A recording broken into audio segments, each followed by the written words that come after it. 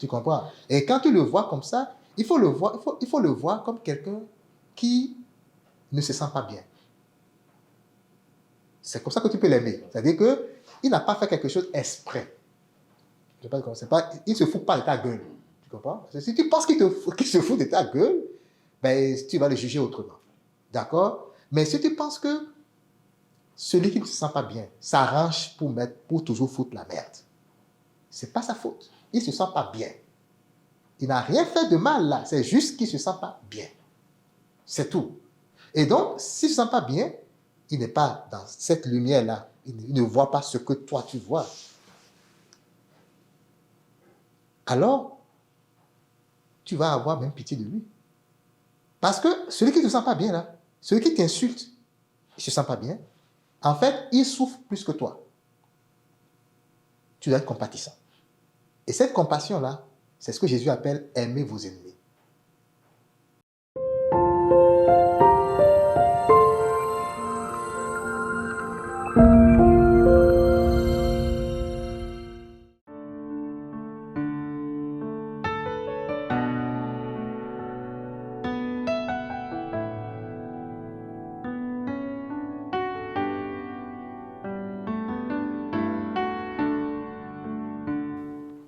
Voilà. Est-ce que vous avez des questions là-dessus? C'était un peu long, je pense.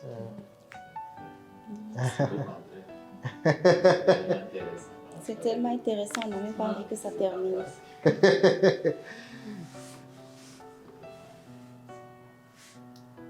Adorer en esprit et en vérité, c'est vraiment riche. Et ce qui est encore intéressant, vous allez voir, c'est si vous décidez de vous mettre en chemin. Je vous assure que moi, c'est comme j'ai dit à quelqu'un l'autre fois, je lui ai dit, aujourd'hui, là où je suis, je ne fais pas beaucoup de choses encore, mais le peu que je fais, ça m'éloigne de beaucoup de problèmes du monde. Même si on me donne $1 million aujourd'hui pour dire repas, là où tu es, je dis non, je ne veux pas. Ouais. Parce que le bien de l'amour, il n'y a rien qui égale ça. Et pourtant, je n'ai pas fait de EMI, hein. Je ne suis pas allé dans le monde spirituel, je ne suis pas encore mort. Je suis encore ici. Comprenez? Mais lorsqu'on fait la méditation tout le temps, Oui. le bien qu'on récolte de ça, là, la paix du cœur que tu récoltes de ça, les gens, c'est sûr, tu vas toujours avoir des gens autour de toi qui vont vouloir te sortir de là. Le but, c'est là. Le but, c'est ça. C'est que tu apprennes par ça aussi. Avant, je diabolisais un peu les gens qui faisaient des trucs comme ça. Hein. Même dans ma propre maison, je n'étais pas content et tout. Mais depuis, j'ai appris à dire, si je suis encore sensible à ça, c'est qu'il y a encore du chemin à faire. Vous comprenez? Le but, c'est de ne pas être sensible à ça. Les tempêtes vont toujours rester. Toujours. Hein, les tentations sont là pour nous faire du bien. Ça va tellement t'arriver qu'un jour, tu vas en rigoler. Hein? La personne va faire encore la même chose et tu vas dire, toi aussi, là, tu veux pas changer. Hein? Ah, il ne s'est pas fâché. D'habitude, il se fâche quand je lui dis ça. Bon, bravo. Tu viens de faire un bon bout de chemin. C'est ça. Tu avais une question? Non, je voulais juste compléter ce que vous étiez en train de dire. Je voulais dire que c'est parfaitement vrai parce que moi, je l'ai expérimenté. Quand on se connecte, vraiment, on a moins de problèmes. Quand on se connecte, c'est comme si on ne vivait pas dans ce monde. On a une joie intérieure, puis tout ce qui est négatif n'est pas là. Mais dès qu'on se déconnecte, il m'est arrivé aussi de me déconnecter. Dès que je me suis déconnectée, j'étais éparpillée, j'ai rencontré des problèmes. Ouais, c'est exactement ça. Et c'est pourquoi au début, tu n'étais pas là au début, on avait parlé de la présence intemporelle, de long en large. Certainement, de temps en temps, on va revenir.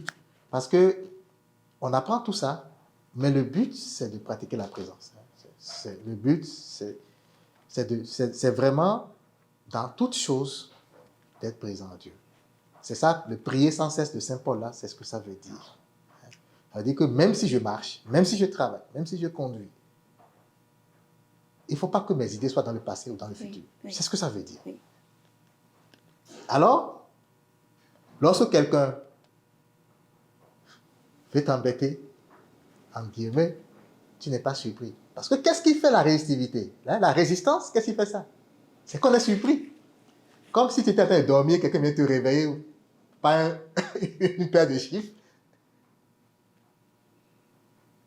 Imagine que tu dors là, que quelqu'un vient te gifler avec... Là, tu te réveilles en sursaut avec furie et tout. C'est ça. Lorsqu'on résiste aux provocations, aux adversités de façon peu spirituelle, c'est parce qu'on n'est pas là. Oui. Hein? Notre esprit était ailleurs. Hein? On était dans d'autres choses.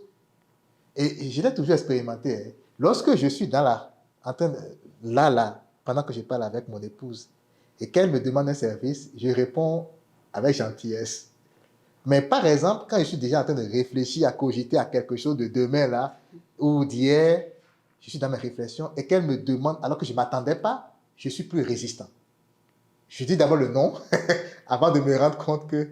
Il ne faut pas. Vous comprenez? Oui. C'est des expériences, hein, c'est des petites expériences qui nous prouvent qu'est-ce qu'il faut faire. Et Catholique dit tout le temps, le plus important, c'est de pratiquer la présence. C'est bon de connaître l'ego, c'est bon de connaître le monde spirituel et tout ça, mais si tu n'es pas tout le temps connecté, ça ne sert pas à grand-chose.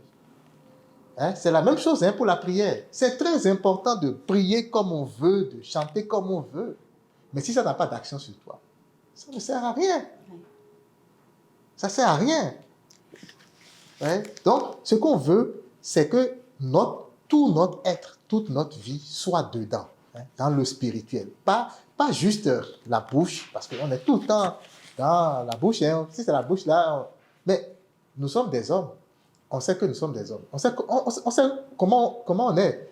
Notre cœur pense autre chose et notre bouche dit autre chose. Ça on le sait, ça. On se connaît nous-mêmes. Ouais? Donc, ce qu'il faut faire, c'est vraiment de petit à petit, dans les petites choses, pas dans les grandes encore. Dans les grandes, c'est encore difficile, mais dans les petites choses où tu sais que toi-même, tu es là et puis il n'y a personne, essaie d'être vrai envers toi-même. Essaye de sortir de toi, par exemple, des pensées d'astuces, de petites mesquineries, de petits trucs, petits mensonges. Non, on enlève ça. On est là. Parce que, remarquez que on est dans le futur, beaucoup à cause de ces affaires-là. Hein? Je cherche comment je vais faire maintenant pour le déjouer. Là, hein? Je suis dans le futur, je réfléchis. Mais lorsque je me débarrasse petit à petit de ces affaires, je vis plus dans le présent. Je m'en fous de ce qui va arriver. Si ça arrive, je suis là, je suis vigilant. On pense que quand on est comme ça, on n'est pas vigilant, c'est ce que le monde pense. Le monde pense que quand tu es bête, ça dit que tu n'as pas planifié. Quoi. Il va venir et puis il va te botter comme ça. Non, tu es vigilant. Non seulement tu es vigilant, mais tu as une force surnaturelle. Parce que quand tu es là dans le présent, tu n'es pas seul, tu n'es jamais seul. Ton ange gardien est toujours là avec toi. Par contre, si tu es dans le passé ou dans le futur, il est là, mais il est loin. Parce qu'en ce moment, c'est d'autres esprits qui t'entourent. Vous savez que les esprits qui nous entourent, ce n'est pas à part notre cœur. Hein? Il y a nos pensées. Hein? Ce qui est dans ton cœur, là, si tu veux être mesquin, c'est les esprits de la mesquinerie qui vont t'entourer. Et ils vont te donner plein de pensées. Ah oui, fais ceci, fais ceci. C'est intelligent, hein? Fais ceci. Tu vas dire, yes, je suis intelligent. J'ai préparé bien mon coup. Ton ange gardien est de l'autre côté. Il t'attend. Il attend que tu te libères. Vous voyez un peu? Il attend que tu te libères, c'est ça. Mais si tu es dans le présent, c'est l'instant présent qui te préoccupe. Tu n'es pas préoccupé par comment faire pour faire ci ou pour faire ça. Tu vis au jour. Tu peux partir ponctuellement dans le futur pour faire une planification. Par exemple, demain, je vais au boulot ou bien quelque chose, et tu reviens. Oui. Voilà. Tu peux être dans le passé ponctuellement pour aller te souvenir de quelque chose, mais tu ne restes pas là-bas à te demander qu'est-ce qui s'était passé ce jour-là. Hein? Non, c'est pas important ça. Tu reviens. Toujours dans le présent. Plus tu restes dans le présent, plus tu es protégé en fait. Oui. Tu es vigilant. Quelqu'un qui veut te manipuler, il va penser qu'il te manipule, mais en réalité, il ne peut pas te manipuler. Tu le savais avant lui. Hein? On dit le Christ, les gens pensaient le piéger. Vous avez vu combien de fois il a déjoué le piège? Il est dans le présent. Les gens pensaient le manipuler. Ah, Rabbi, ceci, on peut dire. Non. Hein? Les pharisiens ne s'entendent pas avec les Romains et ils veulent mettre mais non. Lui, c'est l'intelligence même. Oui. Il est là. Hein? Ou bien on veut le piéger parce qu'on veut démontrer qu'il n'est pas Dieu. On veut le piéger. il a été la femme quoi? Il a été adultère, elle a été adultère dans notre loi, hein, qui est la loi. Parce que Jésus a dit, je ne suis pas venu abolir la loi. Ok, mais tu n'es pas venu abolir. Ah ouais, ok. Maintenant, on te soumet à la loi. Voici ce qu'elle a fait. On nous a dit de la lapider. Mais toi, qu'est-ce que tu nous dis? Ah, il est là, il est présent. Il est présent. Et quand tu es présent, tout ce que tu as dans le cœur, c'est la vérité. Vous savez ça? Quand tu vis le moment présent, tout ce que tu as dans le cœur, c'est la vérité. En fait, tes pensées sont des pensées de maintenant. Et elles sont toujours arrimées avec l'intuition. Or, l'intuition, c'est l'Esprit Saint. Donc, ça veut dire que ça ne peut pas te tromper. Tu peux faire quelque chose et ce n'est peut-être pas ce que tu escomptes comme résultat. Mais ça peut être une illusion aussi. C'est comme tu es présent, tu as deux voies, hein, tu as deux voies, et tu ne veux pas la congestion, peut-être quelque chose comme ça. Tu dis, ok, moi, je gauche, droite, ok, je passe par la droite. Je choisis ce chemin du GPS. Et voilà, tu tombes sur une congestion. Tu vas dire, ah, mon intuition m'a trompé. Ah non. Tu as vu maintenant, mais tu n'as pas vu sur l'ensemble du trajet. Peut-être que l'autre, ça va sembler aller vite, mais il y aura un accident là-bas. Boum. Et tu vas peut-être passer une demi-heure dans la congestion là-bas. Mais ici, tu as de petites congestions, mais le total va être insignifiant par rapport à ce que tu vas endurer là-bas. Vous voyez un peu? L'intuition, en tout cas moi, ce que j'ai expérimenté jusqu'à présent, ça ne m'a jamais trompé. Et je suis persuadé que ça ne trompe jamais. Ouais. L'intuition ne trompe jamais. Mais il faut l'expérimenter. Moi, je vous le dis, je donne mon expérience. Et moi, ce que je veux, c'est que vous-même, vous l'expérimentiez. Donc, vous comprenez? Et comme ça, la connexion sera toujours progressive. Hein? Et puis, votre esprit va s'habituer. Comme tu viens de le dire, quand tu es dans la présence, les choses de ce monde ne t'intéressent plus. Tu vis là, tu restes là. Et quand tu reviens, tu prends relativement chaque chose. Ton enfant qui vient te poser un problème, tu le prends relatif. Tu ne te mets pas dedans, dis, oh ma tête, qu'est-ce qui s'est passé? Non. Tu le prends de façon relative. Tu dis, mais ok, c'est pas grave, c'est bon. Oui, on va trouver la solution. C'est bon. Ouais, alors que. Ouais, un peu. Quand on n'est pas connecté, on remonte. Quand on n'est pas connecté, on remonte. C'est ça. On revient dans le présent. Tout le temps. Oui. Et prends le. Ok, merci beaucoup pour ce partage. En fait, je voudrais compléter un peu ce qu'on vient de dire, tout ça. C'est important quand on est connecté de vraiment se départir des choses insignifiantes, des choses qu'on banalise dans nos vies quotidiennes, c'est-à-dire de petits mensonges, surtout dans nos milieux professionnels. Parce que lorsque tu es connecté et que à chaque fois pour un petit rien, tu commences par poser des actes, ça ne fonctionne pas. Et puis, déjà, dans ton milieu, tu n'as pas, tu n'attires pas. Alors que lorsque tu es connecté, tu dois entraîner les autres. Et ça aussi, c'est une mission. Et c'est l'effort que nous devons faire tous les jours. On a parlé de présence intemporelle. Et partout où nous sommes, on doit vraiment rester connecté. Rester connecté dans nos façons de faire, dans nos façons de réagir. Moi, il m'est arrivé il n'y a pas très longtemps que dans mon milieu autour de moi, il y avait quelqu'un qui n'était pas là, il n'était pas là toute la semaine. Il m'avait même pas dit qu'il serait absent. Mais quand il est revenu, pour rien du tout et pour vérifier une information, c'était moi, il a appelé premièrement, alors qu'il a ses frères qui sont là, d'autres personnes avec qui il discute directement. Et il m'a appelé. Et je suis allé le voir dans son bureau et il m'a posé la question. Est-ce que telle chose s'est passée effectivement comme ça parce que voilà les informations que j'ai eues. Je lui ai dit oui, que effectivement, les gens ont fonctionné comme ça. Il dit, OK, si c'est toi qui dis, je donne mon accord. Ça n'a l'air de rien, mais c'est beaucoup de choses parce que il faut qu'on entraîne, il faut qu'on justifie qu'on ne veut plus faire comme les autres. Ça, c'est très important. Hier, peut-être, je pourrais pas faire comme je suis en train de le faire, mais il faut demander toujours cette grâce-là, d'être connecté à l'esprit tout le temps, partout où nous sommes, pour que les gens sachent que celui-là, il est comme moi, mais en même temps, il est différent. Donc, c'est ce que je voudrais apporter. C'est un très beau témoignage, un très bel apport. Et vous savez, il y a des choses qu'on ne savait pas et qu'au fur et à mesure, on sait, ou qu'on savait, mais qu'on n'appliquait pas à notre vie quotidienne ou à la vie de notre esprit.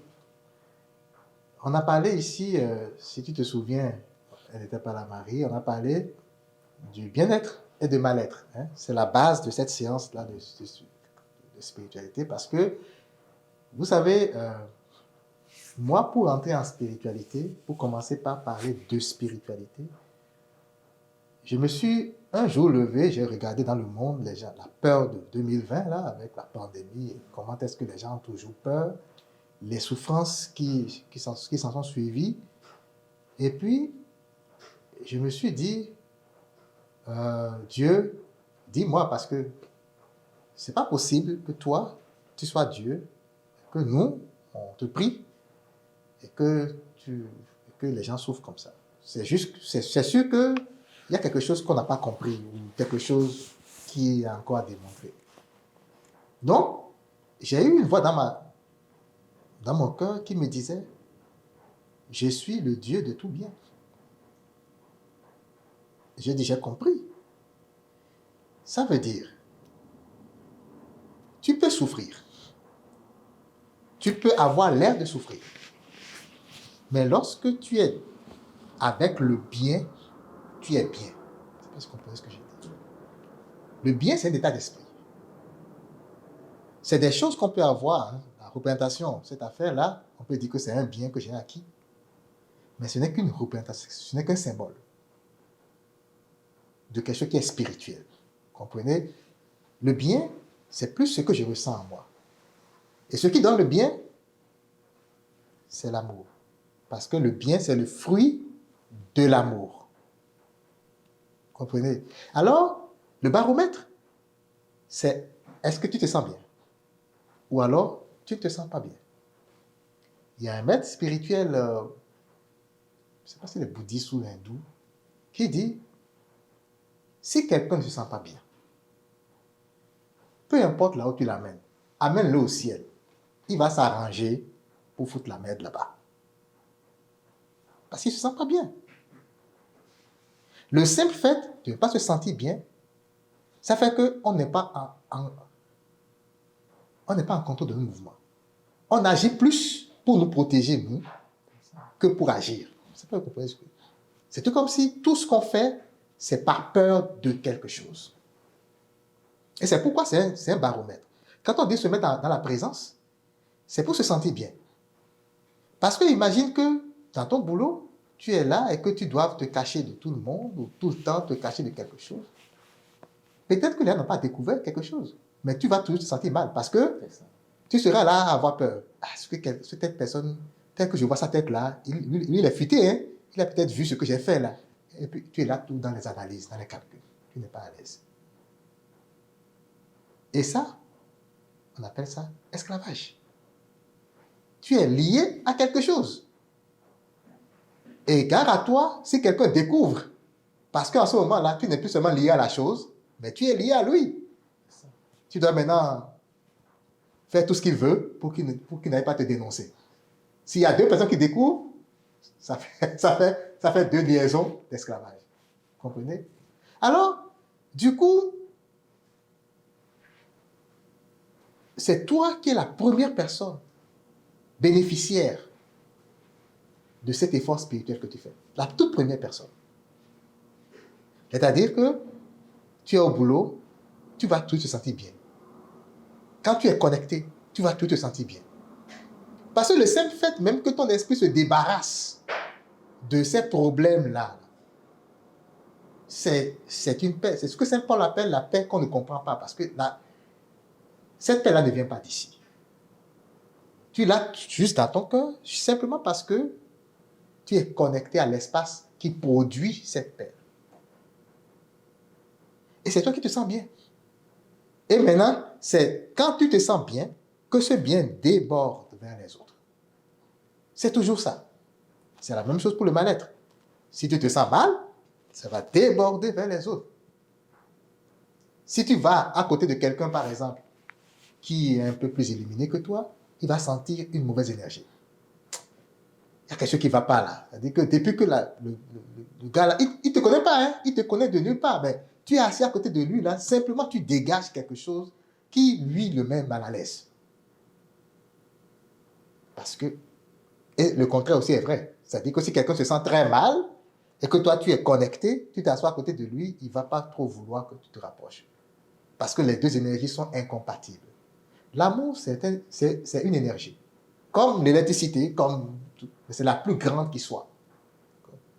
C'est pourquoi Dieu est amour, Dieu est la puissance même. Hein? C'est une grande, grande, grande énergie. C'est pourquoi on dit l'amour peut tout. Sinon, on va dire que l'amour peut être tué par un fusil, n'est-ce pas? Hein? Il n'y a aucune énergie qui peut venir à bout de l'amour. L'amour, c'est elle qui surpasse toutes les énergies. C'est elle qui a créé toutes les énergies, si vous voulez.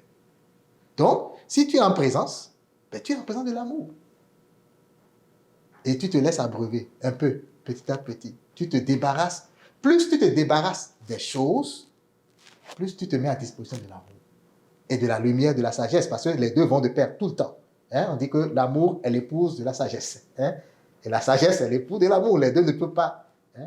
La sagesse, c'est comme la lumière de l'amour, si vous voulez. C'est comme la lampe de l'amour. C'est avec ça que l'amour peut voir les choses et comprendre les choses. Mais l'amour, c'est la vie. Vous comprenez? C'est un peu philosophique, hein? C'est ça. L'amour, c'est la vie. Et quand Jésus dit dans Jean 10, 10, je suis venu pour que vous ayez la vie en abondance, c'est l'amour, pas de l'amour. Donc, il nous a donné. On l'a. C'est pas qu'on l'a pas. On l'a. L'amour, on l'a en abondance. Hein? Parce que souvent, c'est des choses à changer dans notre façon de percevoir. On va invoquer l'Esprit Saint. Bon. Attends. Entre vous et moi, là. Si on invoque l'Esprit Saint, ça peut vouloir dire deux choses. Soit l'Esprit Saint n'était pas déjà là, et je lui dis de venir, et la plupart de nous, c'est dans ce sens-là qu'on le comprend. Mais dans le deuxième sens, c'est de dire, tu es déjà là, mais moi, j'étais fermé à toi. Je t'invoque, ça veut dire, je m'ouvre à toi. Ça peut être ça aussi, et c'est le sens le plus juste.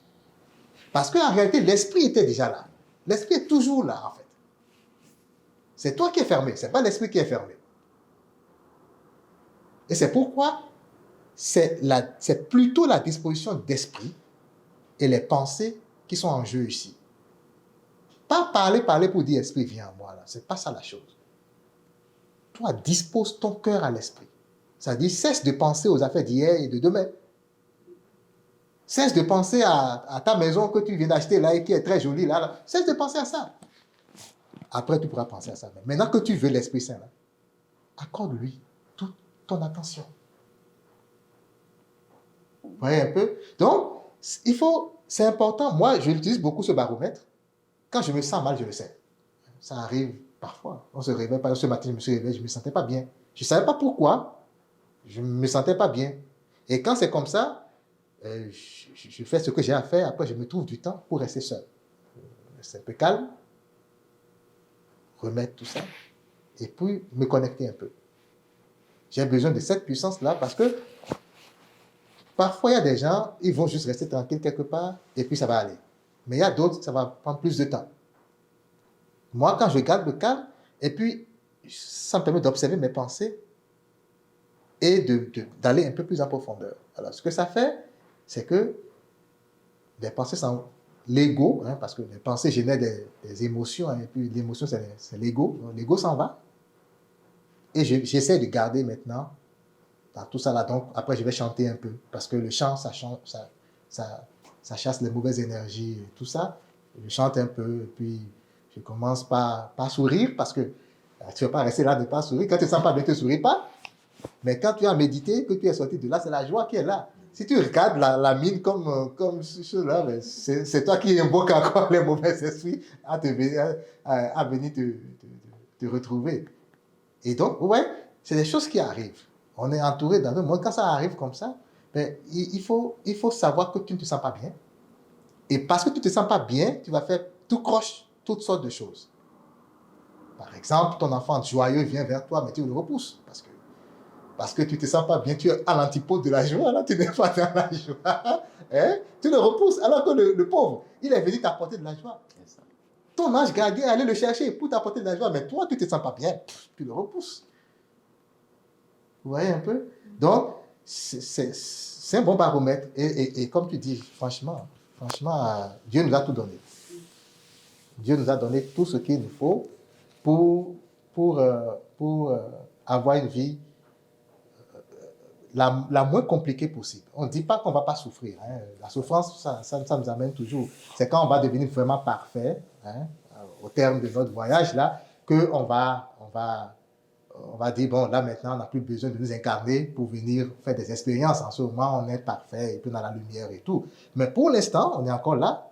Les souffrances c'est pas la bienvenue, mais on fait avec. D'accord? C'est des expériences spirituelles. C'est ça. Moi, je les appelle des expériences spirituelles. Je n'appelle plus ça souffrance. Il faut les accepter. Oui. D'accord? Et savoir que plus vite tu as compris, moins tu vas souffrir. Moins tu as compris, ben, plus tu vas souffrir. C'est ça. Donc, quand c'est comme ça, ben, on y va avec. Mais au moins, tu fais ce chemin-là, hein, un peu comme les différents saints qu'on connaît, Mère Teresa, Sainte Thérèse d'Enfant. Tu fais ce chemin, elle souffrait, mais elle marchait avec Jésus. Donc, avec l'amour, quoi. Tu vois? Les gens, ils vont te faire du mal, tu vas les regarder, tu vas sourire, tu vas continuer. Parce que toi, ton enjeu, c'est pas là. Tu as dépassé ça déjà. C'est pas que tu es plus grand que eux, hein, non. Mais toi, ton objectif est ailleurs. Comme l'objectif de Dieu, comme il vient de dire, est ailleurs.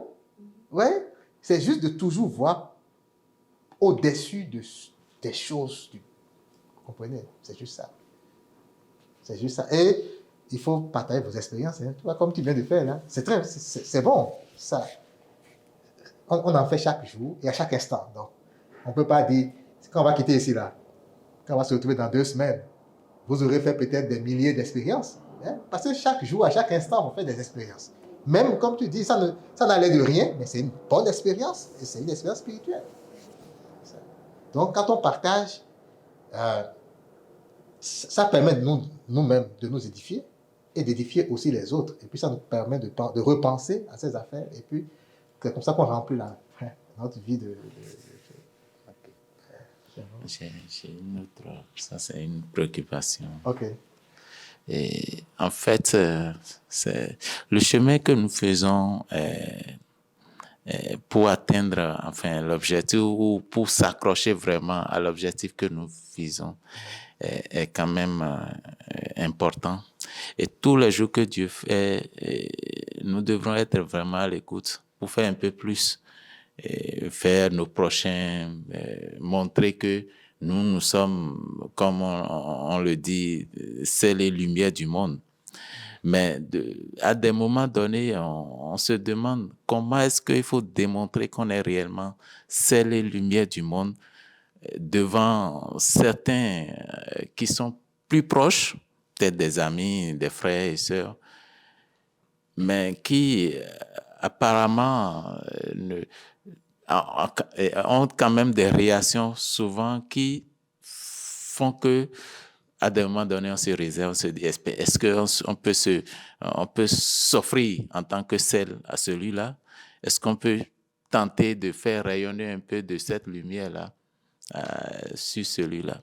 En fait, je pose cette question parce que j'ai vécu une expérience il n'y a pas très longtemps. En fait, c'est un frère, je vais dire. Et on est liés quand même par un certain nombre de choses. On a vécu ensemble. Il sait que je suis ici. Lui, il est encore au pays. Donc, il sait que je suis ici. Et puis, la dernière fois, sa mère est décédée. Sa mère est décédée et je sais combien ce que celle-là représente pour moi dans ma vie, dans mon parcours et tout. Il m'a pas informé. Il m'a pas informé les premiers jours du décès de sa mère. Alors que parfois je lui dis, va chez maman, parce que c'est maman, on l'appelle, va chez maman, et il faut m'appeler par vidéo, on va échanger. Et il dit, OK. Et puis, ça fait plusieurs mois après, la vieille était malade, sans que je ne sache, elle est décédée. Elle est décédée, il ne m'a pas informé. Il a donné mon numéro à quelqu'un d'autre que je connais, mais qui ne sait même pas que j'ai voyagé. Et c'est la personne-là qui m'a envoyé une audio que je n'ai même pas écoutée parce que, bon, les audios, à des moments donnés, je ne les écoute pas comme ça. C'est quand vraiment je veux fouiller des choses là que j'ai fait comme si j'ai écouté, mais je n'ai pas écouté en réalité. Et c'est ce monsieur-là dans l'audio qui me disait que sa mère est décédée. Je n'ai pas écouté. Jusque-là, je n'ai pas écouté.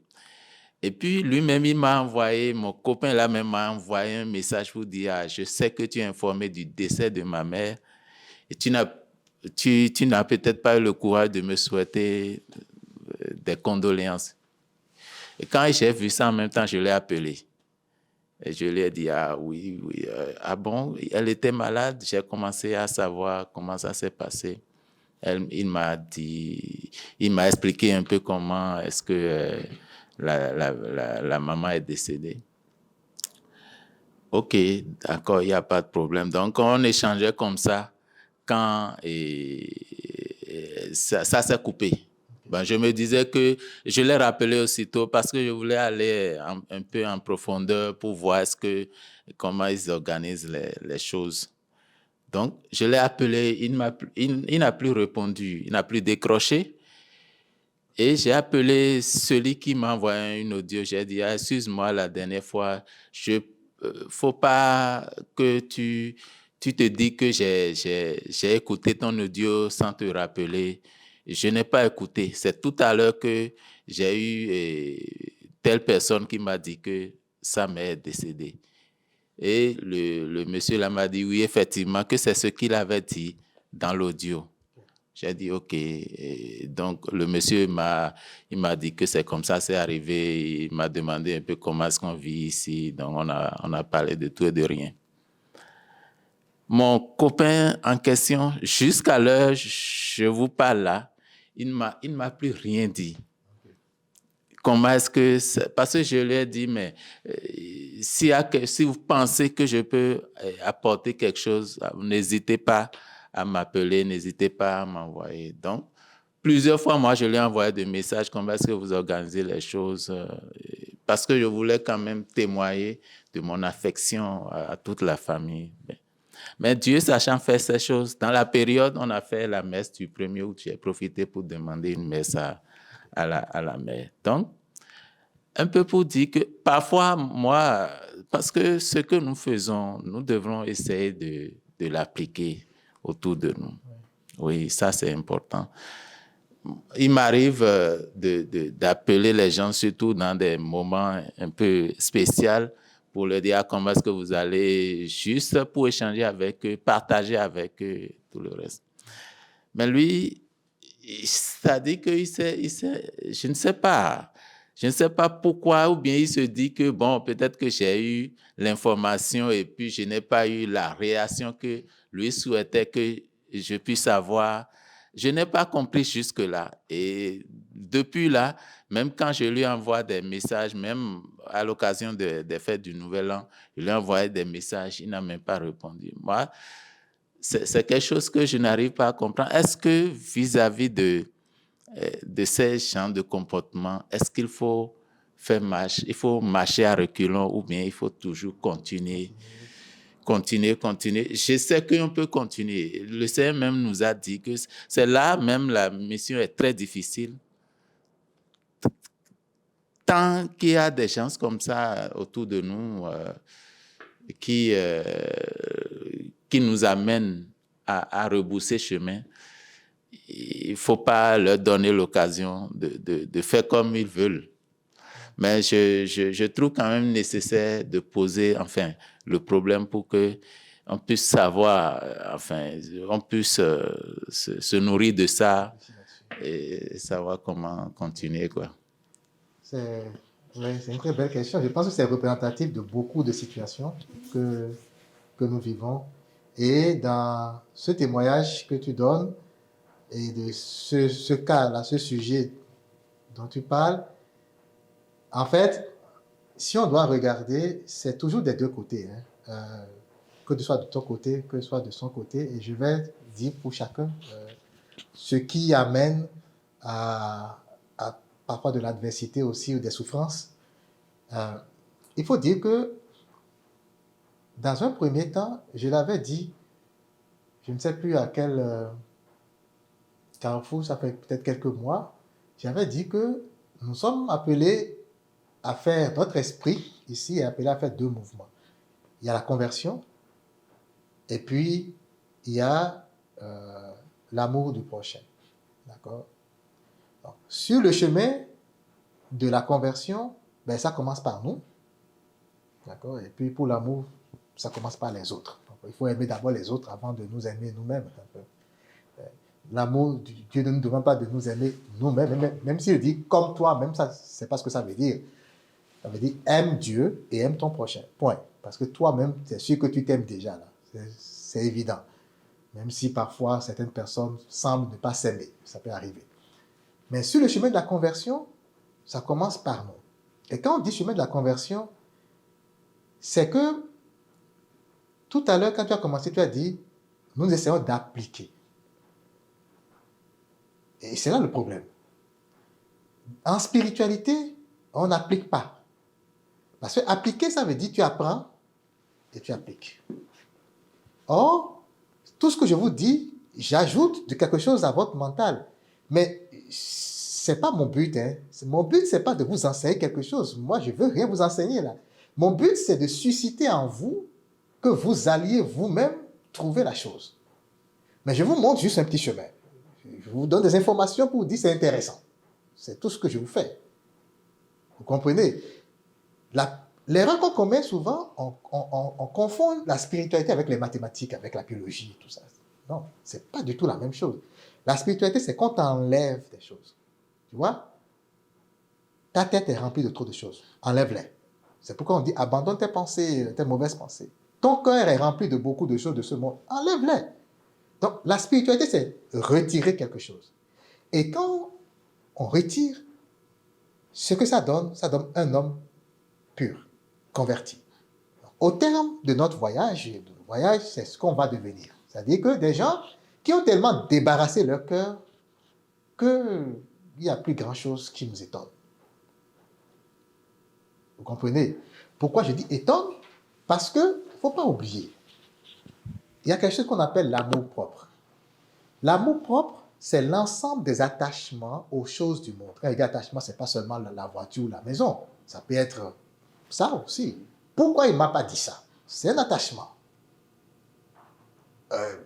Il ne m'a pas respecté. C'est un attachement. À quoi? À une position sociale.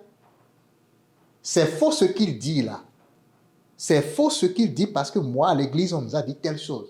Attachement à une position mentale. Lui, c'est un diable et moi, je suis Dieu. Attachement à une position mentale. Donc, quand on dit débarrasser ses pensées et son cœur, le but de la conversion, c'est ça. Vous comprenez? Et qu'est-ce que ça fait? Ça fait que nous n'avons plus à démontrer ce que nous sommes. Moi, je suis un homme. Est-ce que j'ai à vous démontrer que je suis un homme? Non. Mais par contre, je dois démontrer que je suis patient. Regardez la différence. Alors que, dans l'état de grâce, on ne le sait pas, Adam et Ève, hein, on avait tout. Vous et moi, nous avons la lumière. On va le voir normalement dans le thème qu'on va voir la séance prochaine. Par défaut, nous avons la lumière. Dieu ne nous a pas créés comme ça. Si on se trouve dans cette situation, c'est parce qu'on doit justement apprendre la matière. D'accord? C'est comme tu fais un enfant, tu lui donnes tout ton amour.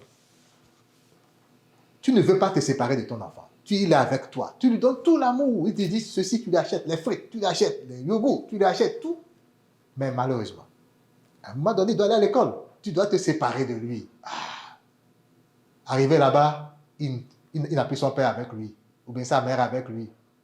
Et puis il a des amis qui vont chicaner, qui vont le taquiner, qui vont le chicaner. Et il devra apprendre en même temps les mathématiques, le français, mais il devra aussi apprendre à vivre avec ses amis. C'est comme ça que nous sommes. C'est exactement ça. Mais à l'origine, nous avons la lumière. Donc à l'origine, il n'y a personne qui avait à démontrer qu'on est patient. Personne. Parce qu'on est patient. Vous savez que Dieu nous connaissait avant qu'on ne vienne ici, n'est-ce pas? Hein, il a dit, hein, je vous connaissais avant que vous naissiez dans le sein de votre mère. Nous étions d'abord esprits. Hein, on n'a pas été créés pour la terre, là. On était déjà esprits avant de venir ici. Donc, Dieu nous connaissait et on était dans la lumière. La conversion, c'est de retrouver cette identité, ce qu'on était. De telle façon que tu n'as à démontrer, tu n'as rien à démontrer, tu ne démontres rien quoi que ce soit. D'accord? Et lorsque tu vis dans la présence, tes idées sont là. D'accord? On a vu, tes idées ne sont pas dans le passé, mais dans le futur. D'accord? Certainement, il a fait quelque chose. Ce n'était pas la bonne chose à faire, certainement, au vu de ce sur quoi on s'est entendu. Mais, si toi, tu as pu le ressentir comme ça, c'est parce que tu avais des attentes envers lui. Alors, il y a quelque chose que tu n'as pas respecté là. On s'entend. C'est-à-dire que, dans ton cœur, tu as mis des attentes. Mais les attentes, c'est sûr que ce n'est pas pour satisfaire le Christ, n'est-ce pas? Jésus n'a pas besoin que lui soit correct envers toi. C'était pour te satisfaire toi-même. C'est ton amour propre. Et c'est ça qui te fait mal, en fait. Je ne dis pas qu'il n'a pas mal fait. Il a fait quelque chose qui n'était pas correct. Mais toi, tu pouvais passer outre. Si tu étais dans la présence et que en toi, tu n'avais pas mis d'attente. C'est pourquoi Jésus nous dit, il faut que mon amour soit toujours déçu dans votre cœur. Vous pouvez aimer les choses, c'est correct. Mais si les choses dépassent moi dans votre cœur, vous allez souffrir. D'accord? Donc, ce que tu dois voir à partir de là, c'est de dire, quelque part, si j'ai été touché, c'est que je suis touchable. Hein? Ça veut dire que sur mon cheminement de la conversion, je ne suis pas encore arrivé à me détacher de certaines affaires qui en réalité ne sont pas si importantes que ça. Parce que dans tous les cas, toi, tu es choqué parce que tu n'as pas pu faire quelque chose pour la mère. Mais elle est un esprit, maintenant elle te voit. Tu comprends? C'est-à-dire, elle a un esprit, elle voit tout ce que tu penses. Tu comprends? Donc, normalement, tu n'as pas à te justifier, quoi. C'est-à-dire, si tu as de bonnes intentions, ben, elle te voit. Tu comprends? Et l'autre, il faut juste savoir quelque chose. Si toi, tu es dans la lumière, tu peux voir ceux qui ne sont pas dans la lumière. Mais si tu es dans les ténèbres, tu ne peux pas voir ceux qui sont dans les ténèbres. Tu comprends? Et ça arrive tout le temps. Hein? Faites des expériences. Quelqu'un qui fait du mal, enfin, il fait quelque chose qui n'est pas correct. Là. Pour la personne, c'est qu'il est dans la vérité. Hein? Il va vous dire, non, c'est toi qui as tort. Mais toi, tu vois clairement, et c'est vraiment évident que c'est bien bas, quoi. Il n'aurait pas dû faire ça. Mais la personne va dire, moi, j'ai bien fait. Parce que la personne n'a pas la lumière pour voir. Hein? Quand on dit la lumière, là, ce n'est pas juste ça. Hein? C'est la lumière qui nous permet de comprendre. D'accord? Mais si la personne n'a pas la lumière et que c'est sombre là-bas, comment tu veux qu'il comprenne? Il ne va pas te comprendre. Donc, même si tu as avancé avec lui, là, que tu lui expliquais, là, vous allez juste vous chicaner. Et Dieu ne voulait pas ça pour toi. Donc, il ne faut pas être fâché. C'est comme une délivrance. D'accord? Parce qu'en réalité, c'est tout comme tu as entrepris quelque chose. Tout ce qui t'arrive, c'est ce qui devait t'arriver pour que ça aille bien. Tu comprends? Et quand tu le vois comme ça, il faut le voir comme quelqu'un qui ne se sent pas bien. C'est comme ça que tu peux l'aimer. C'est-à-dire qu'il n'a pas fait quelque chose exprès. Il ne se fout pas de ta gueule. Tu comprends? Parce que si tu penses qu'il se fout de ta gueule, ben, tu vas le juger autrement.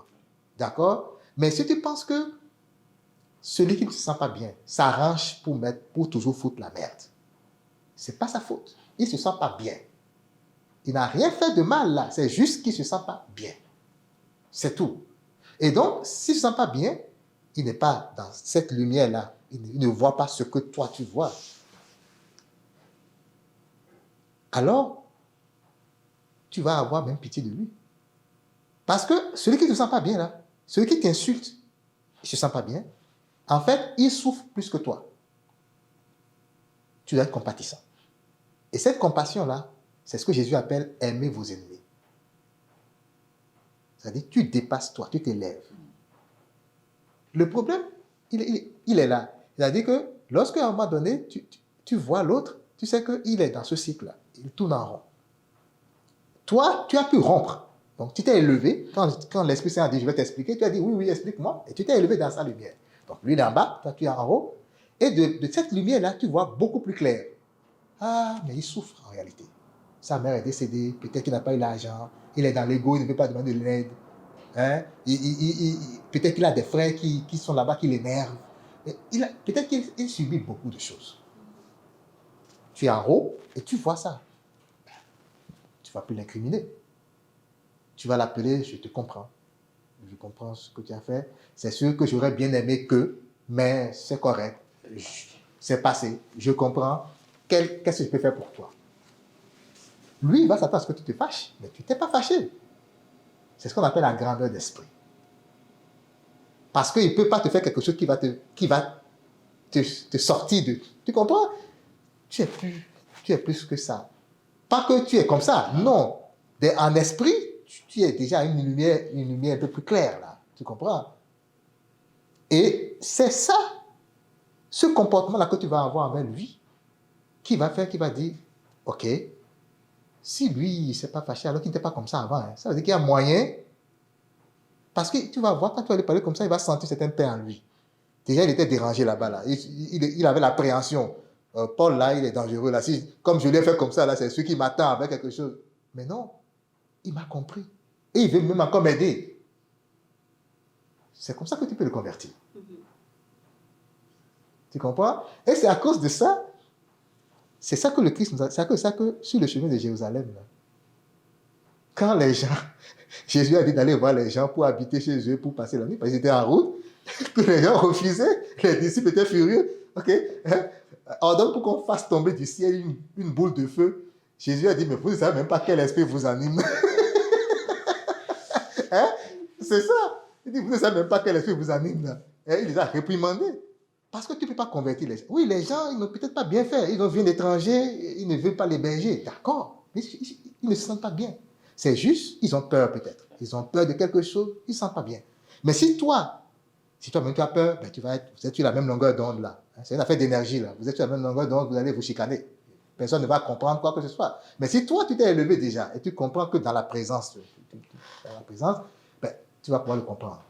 Ceci dit, l'amour-propre, ce n'est pas facile de le chasser comme ça. Hein? C'est toujours là, et puis ça revient, et puis ça repart, et ça revient. Parfois, on te fait quelque chose, et la brutalité avec laquelle on t'a fait, tu n'as pas eu le temps de digérer, donc ton amour-propre était là, tu n'étais pas présent, et puis, boum, comme ça, là, et puis ça te fait mal. Le truc, c'est de prendre le temps de digérer, spirituellement parlant. Pourquoi il faut toujours faire, chaque jour, là, il faut trouver du temps pour méditer, chaque jour. Même rester dans le calme, simplement, une musique douce, vous restez là, et puis vous êtes dedans, et puis, même sans dire un seul mot, mais il ne faut pas bouger, il faut rester vraiment sans bouger. Plus tu bouges, moins tu es concentré, et puis bon, d'accord, comme je viens de l'expliquer là. Donc, méditer, ça fait que, même si tu as mal, ça nettoie. Vous savez, on le dit souvent à l'église, dans les affaires, dans les formations, mais c'est quelque chose de scientifique, en fait. Vous comprenez? Ce n'est pas des choses théoriques, on va dire. Non, c'est scientifique. Seulement que c'est spirituel. Et comme on ne voit pas le spirituel, on considère que c'est des mystères. Et puis non, c'est des lois divines. Et la loi qu'on applique le plus, c'est la loi de l'action et de la réaction. C'est des lois divines. Tout ce que tu fais a une réaction spirituelle sur toi. Tout. Donc, si tu es blessé, tu peux faire la méditation et ça va avoir une réaction spirituelle sur toi. Ça va nettoyer ton cœur. Quand tu vas sortir de là, tu vas être d'abord beaucoup plus éclairé et tu vas être débarrassé de ces chagrins-là, de ces émotions négatives parce que tu aurais expérimenté quelque chose de plus grave. Vous voyez un peu? Donc, c'est très bien, mais au moins, tu comprends que le cheminement, c'est d'abord à ton niveau. Tu comprends? Le but, c'est d'atteindre l'équanimité.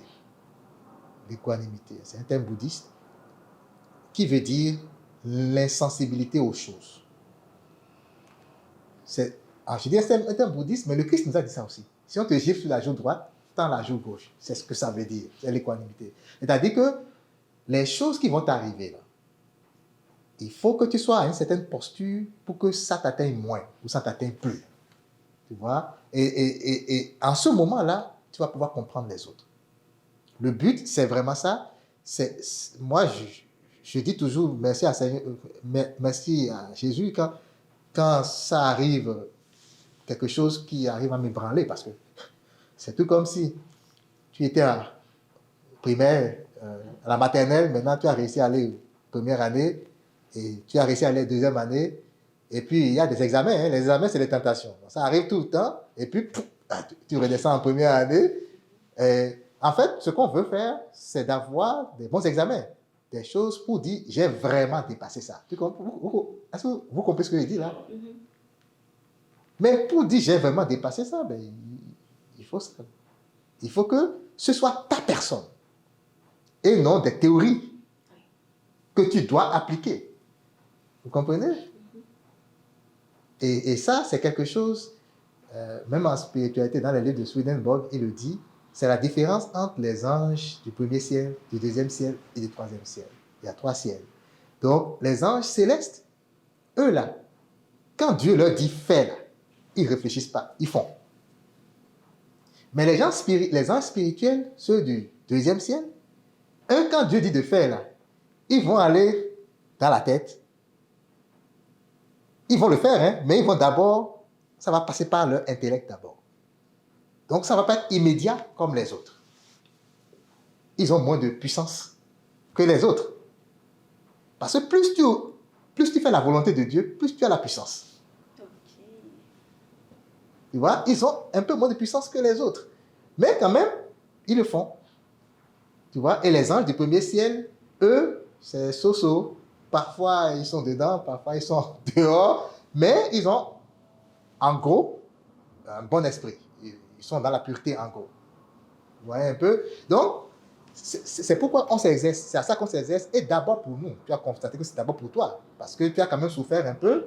Tu as souffert du fait qu'il ne t'a pas considéré, il ne t'a pas fait des trucs et tout ça. Et donc, imagine que tu considères que ça, c'est un point à travailler. C'est-à-dire que d'abord les attentes. Hein. J'avais fait un enseignement au début, tout début. Ça fait pratiquement 1 an sur les attentes. Et attentes en personne. Il ne faut pas se fier à personne ici. Là. Non. L'attente, là, c'est juste Dieu. Tu comprends? C'est-à-dire qu'il ne faut pas avoir, même si la personne, là, tu sais que la personne aujourd'hui peut te faire si, même si je te dis, Eric, là, j'ai l'argent, j'ai $10 000, je vais te donner toi, là. Dans 3 mois, je te donne $10 000. Et tu vois que Eric, il est vraiment riche, là. $10 000, c'est rien pour lui. Il ne faut jamais te fier à ça. Parce que entre l'instant où je te parle et l'instant où je te promets la chose, beaucoup de choses peuvent se passer. Et toi et moi, on est ici. On est dans un monde spirituel. Je ne suis pas un esprit là. Hein? Je ne suis pas un esprit pur. Je suis un homme comme toi. Donc, je suis la loi du temps comme toi. La loi du changement comme toi. Des tempêtes peuvent venir dans ma vie aussi. Donc, je peux être riche aujourd'hui et dans 2 semaines, je suis pauvre complètement. Ça peut arriver. Et donc, si je ne tiens pas ma promesse, ce n'est pas forcément ma faute. Je ne sais pas si vous comprenez. C'est les changements, c'est les choses. Mais toi, tu ne veux pas comprendre parce que moi, je t'ai promis quelque chose et tu as compté sur ça. Ben, tu vas souffrir. tu vas souffrir et ça va être ta faute parce que tu ne dois pas mettre ta confiance en un homme. Il ne faut pas le faire. Vous voyez un peu? Donc, c'est des choses comme ça qui nous permettent, c'est comme des jalons, c'est comme des trucs qui permettent de dire, jauger à quel niveau tu es.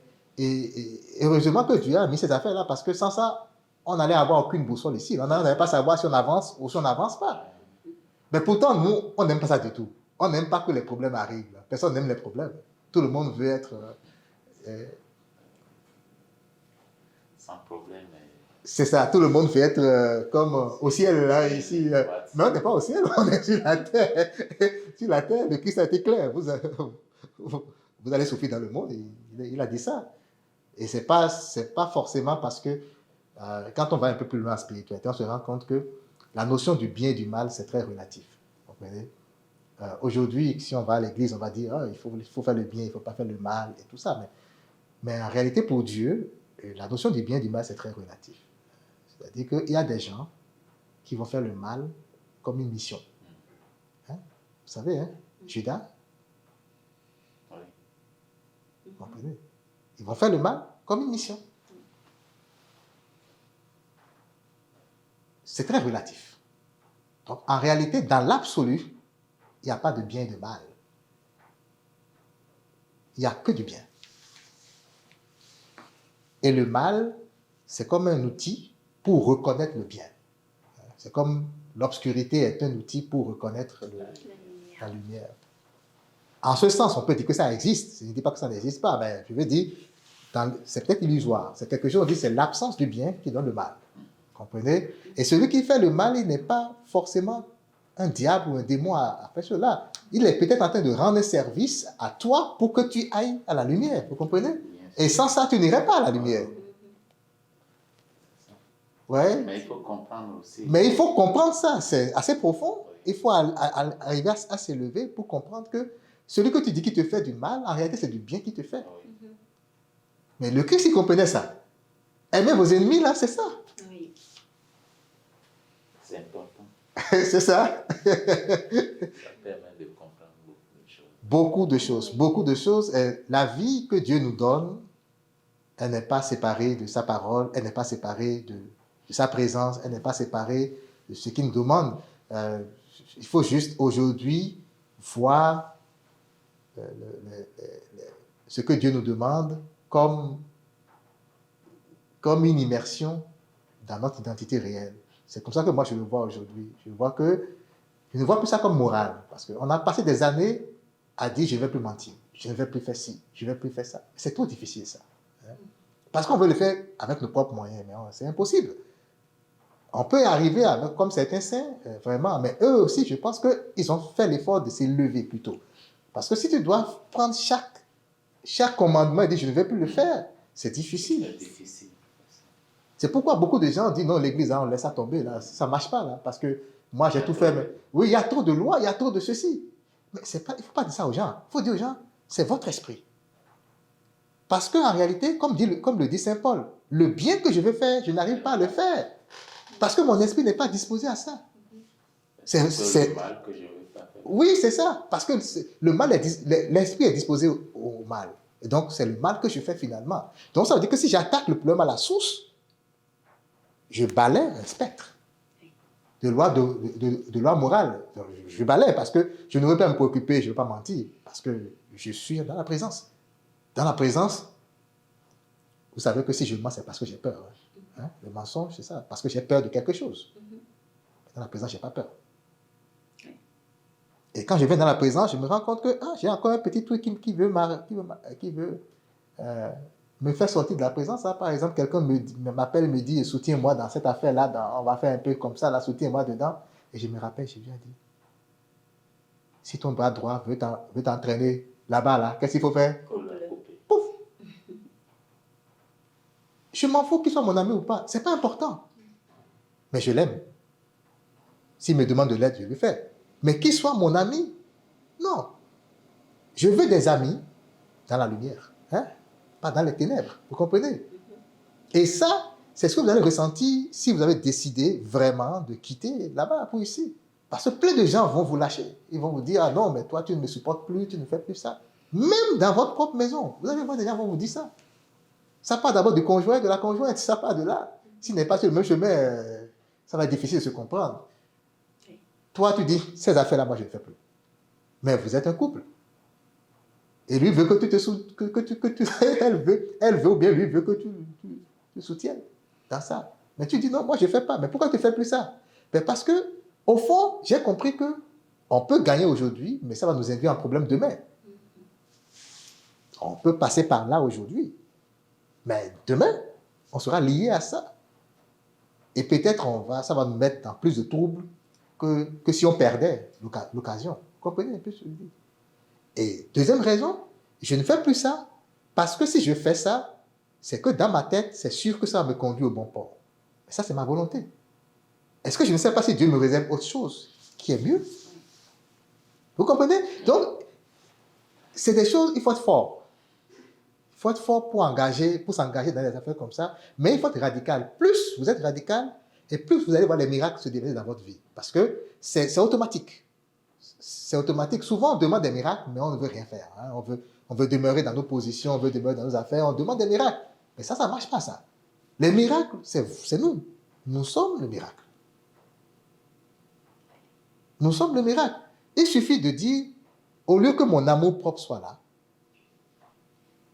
je fais l'effort, avec la méditation, avec les enseignements, l'étude de la parole, je fais l'effort de me débarrasser de ces souillures, de cet attachement. Et automatiquement, mon cœur se remplit de l'amour de Dieu. Or, il y a une loi spirituelle que Saint Paul a énoncée. Toutes choses concourent au bien de ceux qui aiment Dieu. C'est une loi spirituelle, ça.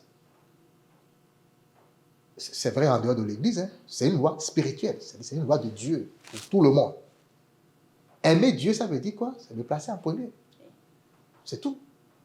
Au lieu que je m'attache aux choses de ce monde, moi, je m'élève. Et plus je me lève, plus c'est lui qui est là. Alors, les choses vont pas venir. Hein? L'emploi que j'avais perdu, ça va revenir. Les opportunités que j'avais perdues, ça va revenir. Et puis, les trucs. Et puis, tout ça va venir. Mais moi, ce serait plus important pour moi. Parce que je suis tellement bien là où je suis en haut là-bas que toutes ces affaires, c'est plus important pour moi. Je ne vais plus tailler d'importance à ça. À ce moment, si je veux une voiture, je vais l'acheter. Mais je m'en fous. Si demain elle se casse, je la laisse. Si j'ai 1 million demain, si quelqu'un me vole 500 000, tu as besoin. Allez, vas-y, prends-le, vas-y. Parce que je me serais détaché de ces affaires. Et parce que, quand tu te détaches, ça revient en abondance. Ça, c'est une loi qui est tellement... Même les bouddhistes connaissent ça. Ils appellent ça la loi de l'abondance. Tu te détaches, ça veut dire que tu aimes Dieu. Eux ne disent pas ça comme ça parce qu'ils ne savent pas qu'il y a un seul Dieu. Eux, ils se disent seulement, il ne faut pas t'attacher. Quand l'argent vient chez toi, quand le bonheur vient chez toi, donne. Pour eux, c'est ça. Mais c'est la même loi que Saint Paul a énoncée. C'est la même chose. Vous voyez qu'il n'y a pas de différence. Hein? On dit que nous sommes catholiques, les autres sont religieux, les autres sont bouddhistes, musulmans, mais c'est les mêmes affaires. C'est la même spiritualité. C'est des mots différents, des façons différentes de dire ça. Et c'est les mêmes affaires. Seulement, on ne comprend pas, on le comprend différemment, et on pense que c'est différent des autres. Mais il y a un seul Dieu. Il y a une seule sagesse. C'est la même sagesse. Vous voyez un peu? Donc, c'est en appliquant que vous-même, vous allez devenir le miracle. Et c'est en luisant tout autour, là, les gens vont découvrir, mais d'abord, sa vie a changé. Avant, il se plaignait tout le temps des problèmes, mais maintenant, il ne se plaint plus du tout. Bon, il y a un changement. Il y a un changement. Et c'est comme ça que les monastères sont nés. Vous savez ça? Les maîtres spirituels, dans le temps, ils allaient dans le désert de l'Égypte. Ils restaient là tout seuls. Et à un moment donné, les gens ont vu que mais c'est bon, c'est important ça. Ils ont commencé par se rapprocher. Mais comment tu fais? Comment tu fais? Et puis, autour d'eux, les gens ont commencé à avoir des campements. Et c'était les premiers monastères. Toi, tu fais ton cheminement, tu ne te préoccupes pas des autres. Il ne faut pas penser que c'est l'autre qui va te faciliter la tâche, c'est une utopie. Ça ne viendra pas. Au contraire, au contraire, quand tu vas le faire là, hein, ce qui est arrivé à Jésus, là, ça va t'arriver. C'est le chemin que tu as choisi, c'est un chemin qu'on choisit. Voilà, le jour où il a décidé de commencer sa mission et qu'il commence par parler de l'amour, qu'est-ce qui est arrivé? Jusque-là, on ne le connaissait pas. Hein? Maintenant, on le connaît, puis c'est des flèches, à gauche et à droite. Parce qu'il dégage quelque chose qui est contraire à ce que le monde pense. Donc, quand tu vas te mettre sur ce chemin, c'est sûr que tu vas te braquer contre le monde. Sans le savoir. C'est inconscient, là. C'est pas toi qui le fais. Et c'est là où tout ton mérite va être. Quelle est ta capacité à tenir? Hein? Quelle est ta capacité à être violent, comme dit le Christ? Hein? Ce sont les violents qui peuvent s'emparer du royaume des cieux. Ce n'est pas n'importe qui, là. Il faut être capable de dire, cet objectif-là, c'est important pour moi. Et c'est plus important que mon apparence. Et c'est plus important que le gain matériel que l'ami va me donner. Et c'est plus important que la position du boulot. Et c'est plus important que... Et c'est plus important que... C'est même plus important que ma famille. C'est fou de le dire, mais c'est vrai. C'est plus important que ta propre famille. Parce que ce dont ta famille a besoin, c'est que tu sois une lumière pour elle. Et non... On ne comprend pas la mission que Dieu nous donne. Hein. Dieu ne t'a pas amené ici pour juste aller travailler pour nourrir... Oui, c'est une mission, mais ce n'est pas la seule. Et ce n'est même pas la plus importante. La plus importante, c'est que ces petits bambins-là, ils puissent grandir dans ta lumière à toi, que tu puisses leur montrer le véritable chemin. Imagine combien de parents viennent ici et ils sont dans la drogue, dans l'alcool, ou bien dans je ne sais pas quoi, et puis ils laissent les enfants, et puis ça. C'est comme ça, Dieu va dire, parfait. Tu n'as pas rempli ta mission, on va te trouver une autre. Tu n'as pas grandi, tu vas demeurer là. La vie éternelle, le bonheur éternel dont on parle, c'est toi qui te retardes, c'est pas Dieu qui te retarde. Et il y a une loi dans le monde spirituel que souvent on ne sait pas, bon, c'est que rien n'est grave et tout est juste. Même si tu te suicides, arrivé là-bas, tu as des anges pour t'aider. Mais la souffrance, c'est toi qui vas l'endurer. Et toute la souffrance, parce que arrivé là-bas, ta sensibilité est multipliée par 1000. Ce n'est pas comme ici où tu peux tousser, je ne serai pas sensible. Hein. Mais en esprit, sans corps, c'est impossible. C'est-à-dire que tu vas même pleurer ici, simplement parce que Paul est triste. Parce que la sensibilité est multipliée. Donc imagine qu'on te montre que tu te suicides. Là. On te montre ta vie en train de te suicider. Ça, tu vas refuser. Tu vas dire, c'est pas moi, mais c'est toi. Et tout le monde va voir ça en même temps que toi. Donc souvent, les gens, c'est une souffrance atroce. Dieu ne juge pas. Hein. Dieu ne juge pas. Il a dit et il a redit. Il ne juge pas. Donc quand on dit jugement dernier, là, tout ce qu'il fait, c'est te montrer ce que tu as fait. Et comme l'hypersensibilité est là, toi-même, tu te rends compte que non. On peut te montrer même comment, si tu as attaqué quelqu'un là, si tu l'as trahi là, qu'est-ce qu'il a senti lui. On va te montrer ça aussi. Et tu vas souffrir à sa place. Et c'est ça le jugement, en fait. Et la plupart du temps, quand les gens font ça, ils disent non, c'est bon là, plus jamais, je ne vais pas, c'est bon. Vous voyez un peu? Donc, moi, je compte sur vous pour continuer à méditer, continuer à voir dans chacun des actes, des mouvements de votre esprit, des actes de vos vies, comment mettre en place cette conversion véritable. Le premier, c'est ici, hein, c'est d'abord dans le comprendre, là, donc, dans l'intelligence. Et quand suffisamment on s'est détaché, hein, même chose que détacher, c'est-à-dire couper, quand on a coupé des choses qui nous empêchent d'évoluer, hein, c'est ça. Maintenant, on va dans le cœur. On commence pas à se détacher maintenant des affaires. Parce que la parole donne la force. C'est-à-dire que la vérité de la parole, quand tu découvres une vérité, tu es content. D'accord?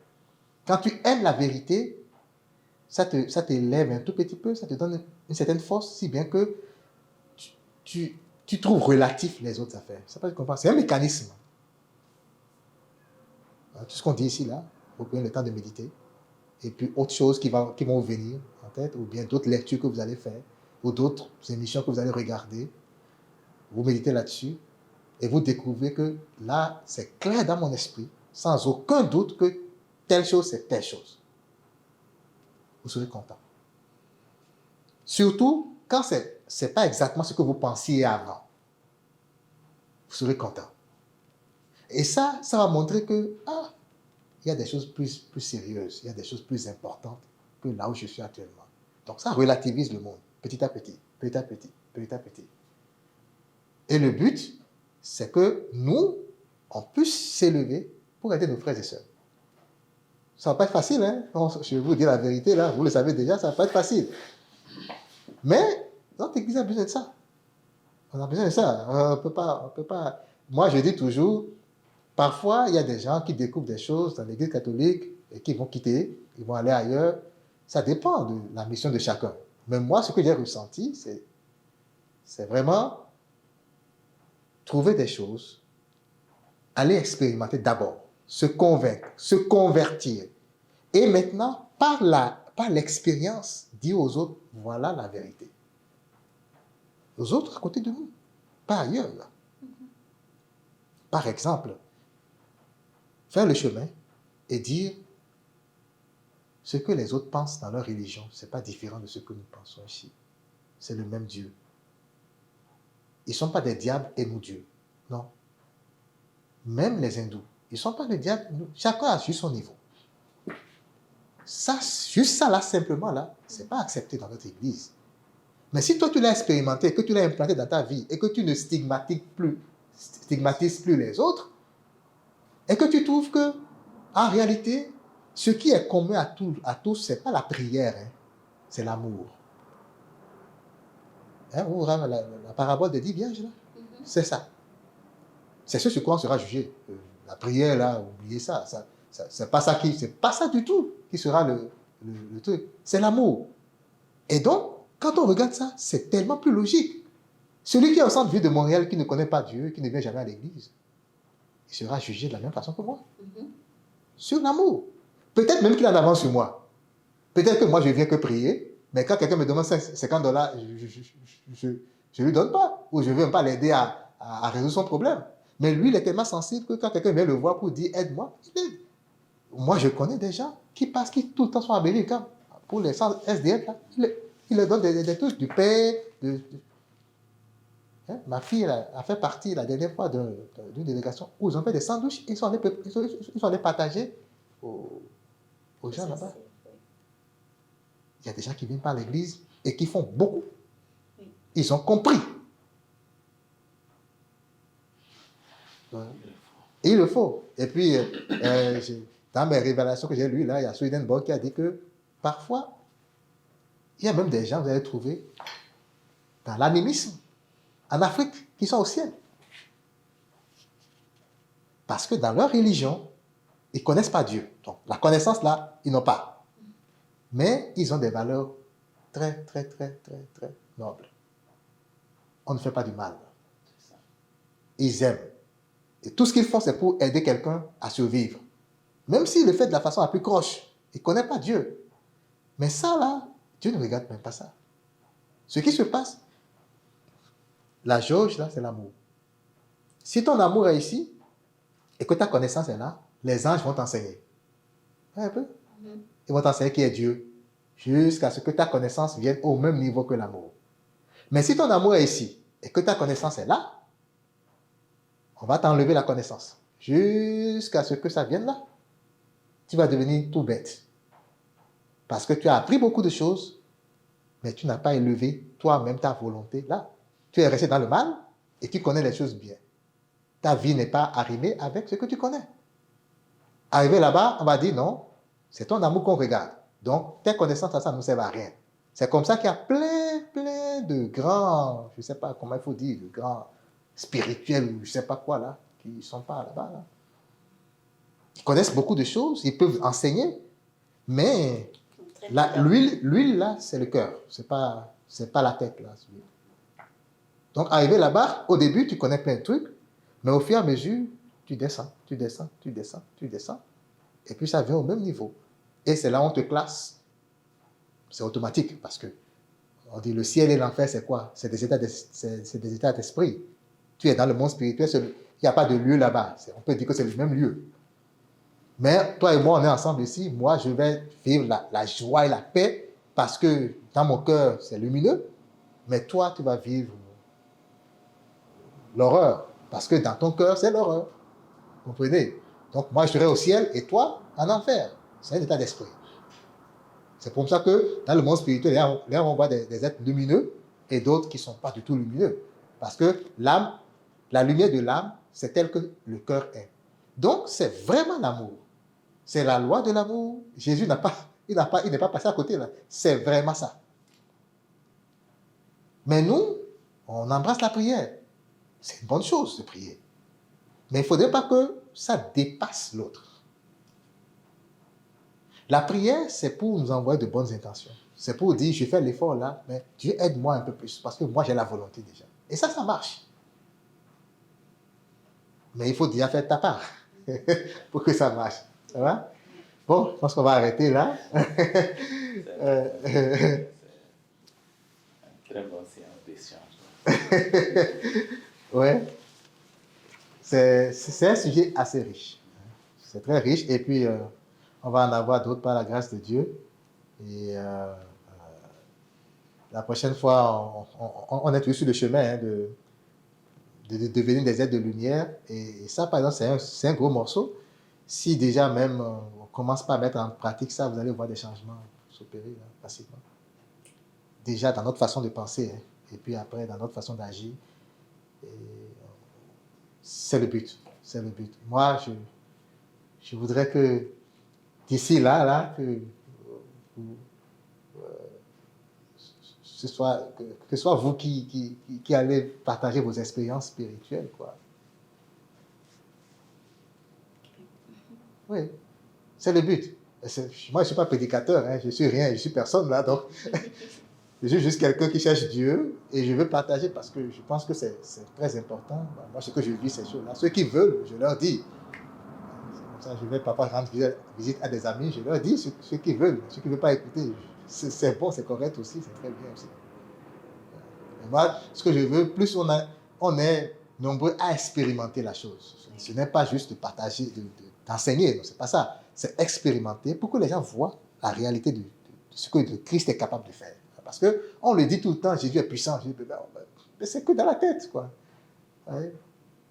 On dit ça, mais on ne croit même pas, parce que justement, ça n'a pas lieu, quoi, vous comprenez?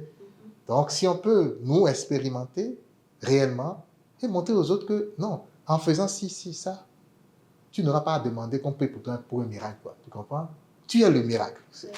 Tu vas le voir. Ça se manifeste automatiquement. C'est ça, c'est automatique. C'est des lois spirituelles. C'est ça. On va prier.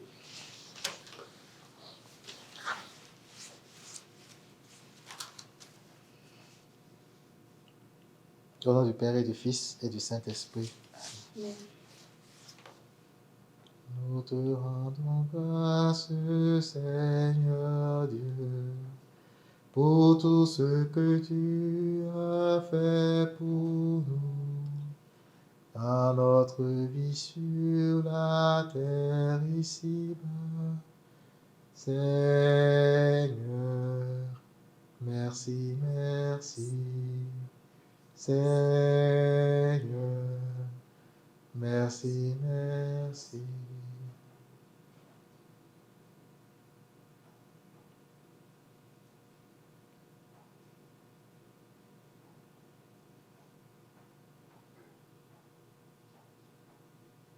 De ta lumière, Seigneur, tu nous combles.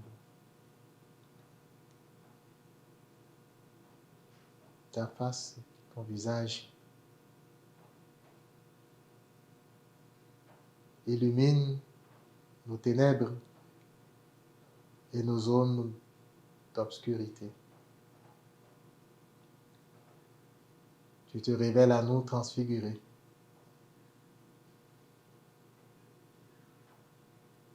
Et tu mets à nos cœurs ton amour. Tu mets à nos cœurs que tu es Père, un Père aimant. Tout ce que tu désires, c'est que nous nous détournions de notre position de ténèbres pour revenir à ton admirable lumière.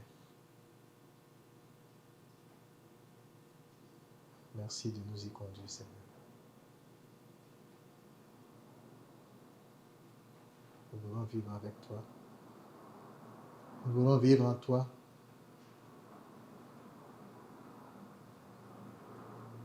Nous voulons que notre vie soit en pleine harmonie avec ta volonté.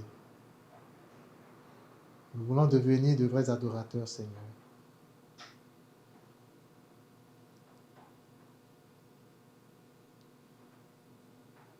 Bénis-nous. Remplis-nous de ta présence encore. Qu'à chaque instant, tu sois le Père de notre vie. Par le Christ, notre Seigneur. Amen. Amen. Au nom du Père, et du Fils, et du Saint-Esprit. Amen.